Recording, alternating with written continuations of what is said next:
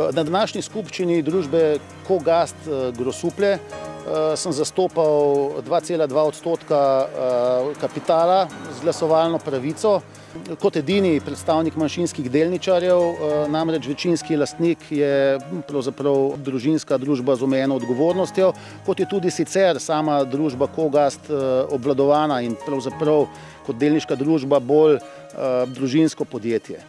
En od teh pokazateljev je seveda tudi to, da recimo jaz sem absolutno moral nasprotovati danes imenovanju nadzornika, torej kandidata za člana nadzornega sveta, ki je že doslej bil predsednik nadzornega sveta in je hkrati kar mož predsednice uprave oziroma direktorice družbe. Očitno je, da gre za konflikt interesov in seveda za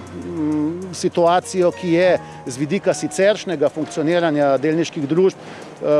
preko slej nesprejemljiva. Tudi zaradi tega pride včasih do nerazumevanja do ostalih manjšinskih delničarjev, ki seveda imajo interes in se z tega naslova obračajo na nas, torej na Združenje malih delničarjev, z željo po vsaj kakšnem donosu iz naslova svojih delnic v tej družbi. Tako da smo danes podali nasprotni predlog